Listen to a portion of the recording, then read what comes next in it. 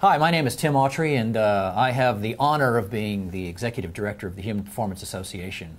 And today we're here having a conversation with Dr. Todd Conklin, author of Pre-Accident Investigations, and a very, very cool way of looking at how to take safety in organizations to the next level. So, Todd, I'm thrilled that you're here. Oh, cool. Thanks it's good to be here. Thanks a bunch in for this nice little suite. We're in a suite. Can you see the digs? Oh, yeah. This is high-level digs here. So we were having a little conversation before we started the official conversation, and one of the things that you just mentioned to me was you got to have courage to say what needs to be said. Could you explain that a little bit, please? Well, I mean, we were talking about the fact that if we always do what we've always done, we can't be too surprised by the outcome. And what I think is most important is to realize that deciding to use human performance is a deliberate strategy, but it's a courageous strategy. And the reason it's courageous is not because the outcome's scary. Actually, the outcome's quite wonderful. It's because you're really standing up against a bias, a set of really strongly held beliefs that we've used to kind of make sense of the world. And you're kind of in a way saying, the emperor has no clothes on. And what's interesting is that our organizations act like they want to know that truth, but when we give them that truth, they're not prepared with what to do with that truth.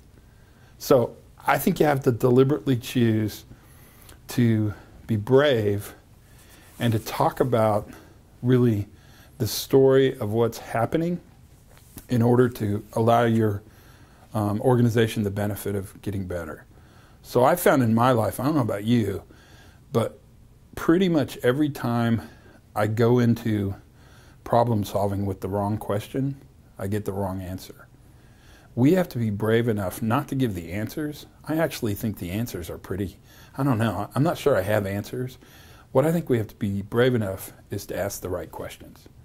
And I think questioning, just like we talk about questioning attitude at a leadership level is a really, really important tool that I don't think we think of as a strategy.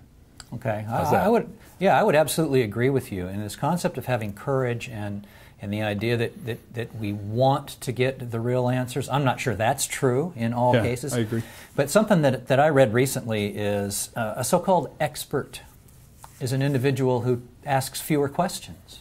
And if you think of yourself as an expert, you think you have the answers, then that's more of a danger than anything else. I agree. The enemy of safety, the enemy of high reliability, the enemy of human performance is dogma.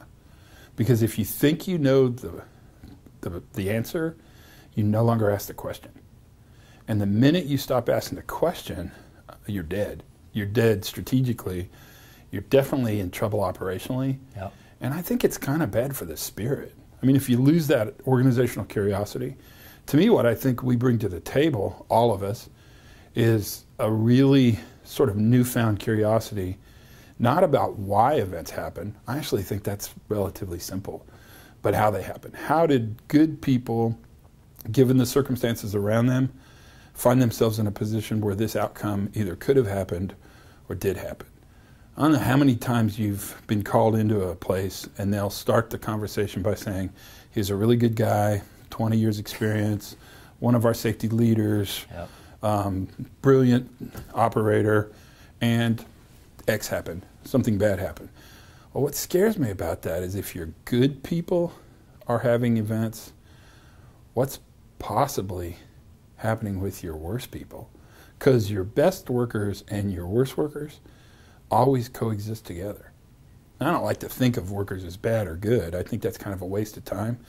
But if you think about levels of reliability, the highest, most reliable operators and the lowest, least reliable operators are still operators. And so you have to think about sort of life beyond that notion. Yeah, that's very, very true. So if we explore for just a moment, kind of go at the actual error piece of this, and your definition of error is an unintended deviation from an expected behavior or outcome, or DFEO. Right. Yeah. Right? And then move that into the concept of failure, whether it's an individual failure or organizational failure.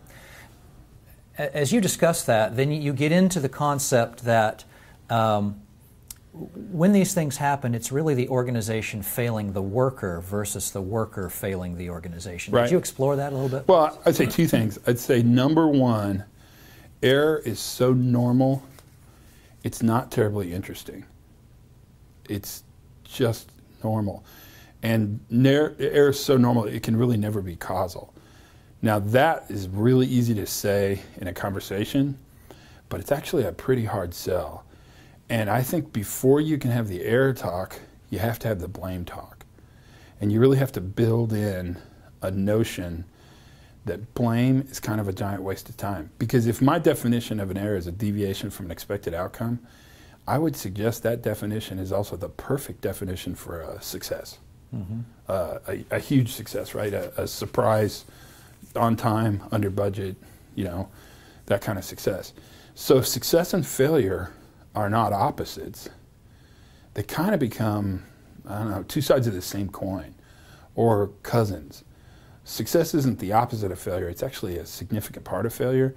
And what tells us the difference between success and failure is outcome. So looking at deviation, and it's a really tricky word, the quality guys kind of got it figured out a little. They use deviation as a difference. I think sometimes in our world, deviation becomes a judgment. I actually think people deviate all the time. It's really normal. And I actually think we have success all the time, pretty raucous success. The issue is the same things that make us successful the things that make us failure? And I think that's an interesting question to explore. That's really an interesting angle, yeah, because they're unexpected successes, yeah, unexpected failures. The fact that they're unexpected is huge, right? Yeah, it's really huge. And I would suggest that they're both products of really complex nonlinear systems. So the challenge we have, and this is why root cause is really a tricky concept, is if a machine breaks, I want you to use root cause analysis. I actually think it's a really good tool for a linear failure. If a person breaks down in the process of doing work, I actually think root cause analysis is a bad tool. And it's bad because I think ethically it misdirects you to find the quickest, easiest, most significant, pick one of the three or all three, thing you can fix, and then you fix it. But I think we actually don't live in a world where our cognitive systems failures, our socio-technical failures, are ever linear. They're actually really complex. Lots of goals and conflict, lots of everything, personality, temperature, weather, pick anything. All those things come together, not in a linear way, but kind of at once. That's why I think what we manage really is to help organizations develop capacity. Capacity seems to be really key. And when I say capacity, it's capacity to understand variability, adapt.